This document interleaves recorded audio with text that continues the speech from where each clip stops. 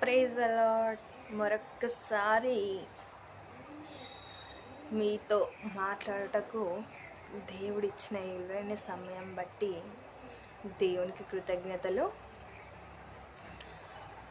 దేవుడు మన జీవితంలో అద్భుత కార్యములు చేయాలన్నా, మన జీవితంలో గొప్ప మేలులు చేయాలన్నా, మనల్ని ఆశీర్వదించాలన్నా మనము ఏం చేయాలి? చాలామంది ఎంతో భక్తిగా ఉన్నాను, ప్రతిరోజు ప్రార్థిస్తాను, రోజుకి 5-6 సార్లు ప్రార్థిస్తాను, 5-6 సార్లు బైబిల్ చదువుతాను, క్రమం తప్పకుండా చర్చికి వెళ్తాను, దేవుని పనిలో ఎప్పుడు నేను ముందుంటాను. అయినా కూడా నా జీవితంలో ఏ మేలులు లేవు, ఎటువంటి సంతోషము లేదు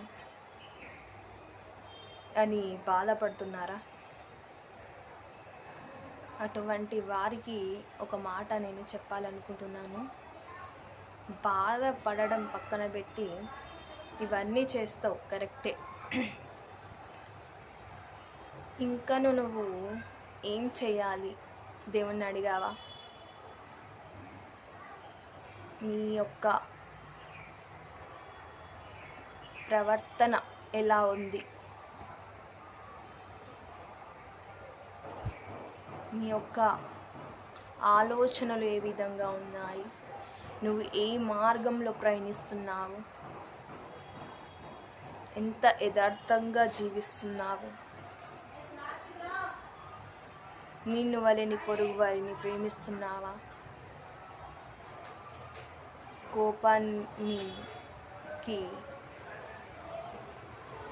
కోపం పడకుండా శాంతిగా జీవిస్తున్నావా?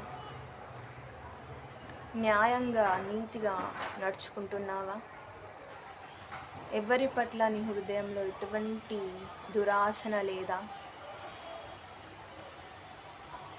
నీ హృదయాన్ని శుద్ధి చేసుకున్నావా? దేవుని యందు ఆనందిస్తున్నావా? ప్రతి ఒక్క పనిలో, ప్రతి ఒక్క ఆలోచనలో, ప్రతి ఒక్క నడవడిలో ఆయన చిత్తాన్ని తెలుసుకుంటున్నావా? ఆయన యందు భయభక్తి కలిగి జీవిస్తున్నావా? ఆయన చిత్తానికి లోబడుతున్నావా?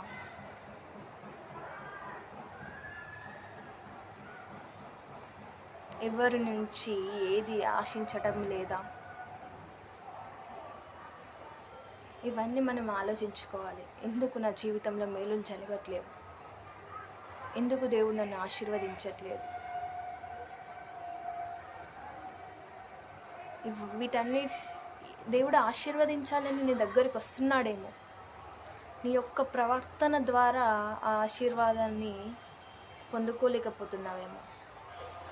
మన ప్రవర్తన దేవుని యందు కరెక్ట్గా ఉండాలి.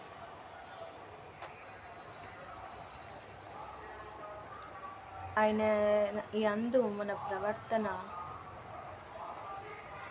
కరెక్ట్ ఉంటే గొప్ప మేలులు మనం చూస్తాం.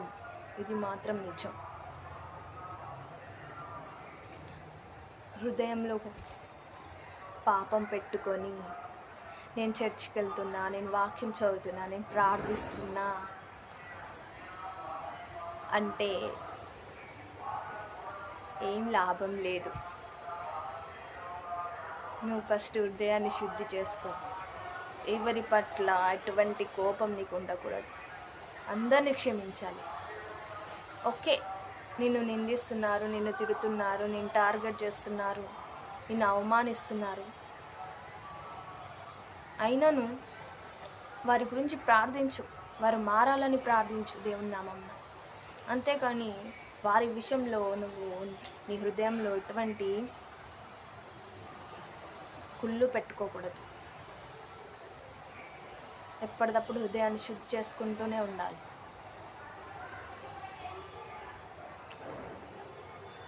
హృదయంలో పాపం పెట్టుకొని నా జీవితంలో మేలులు జరగాలి, నా జీవితంలో మేలులు జరగాలి, నన్ను దేవుడు ఆశీర్వదించాలి, నేను అద్భుత కార్యములు చూడాలి అంటే అది జరగదు.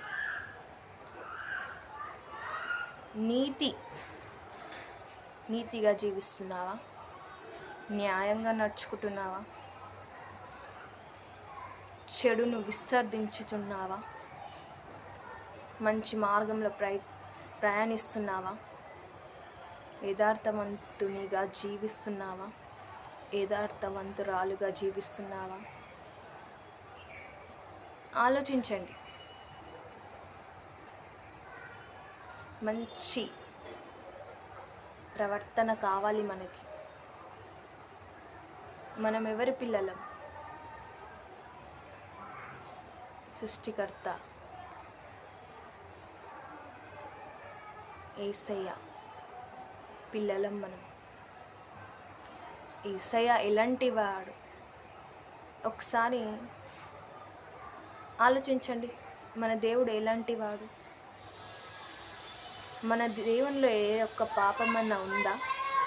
బైబిల్ చదువుతారు కదా, మన దేవుళ్ళో ఏ ఒక్క పాపమన్నా కనిపిస్తుందా మనకి?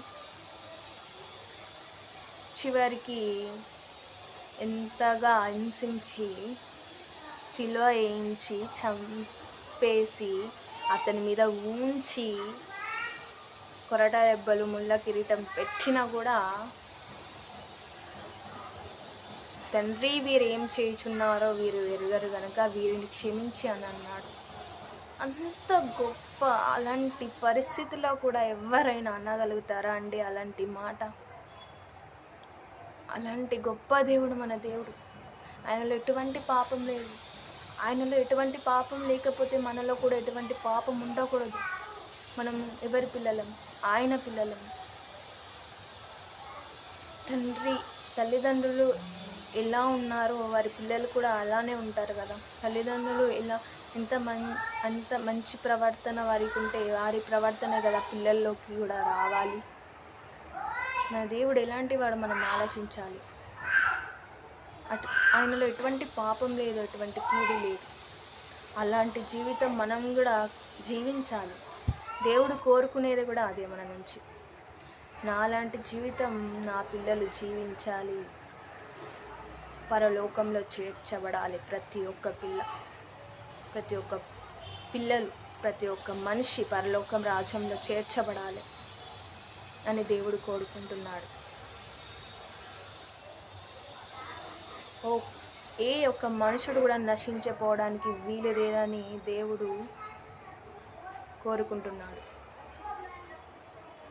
కాబట్టి ప్రతి ఒక్కరూ వీటిని గ్రహించాలని కోరుకుంటున్నాను. ఆమేన్.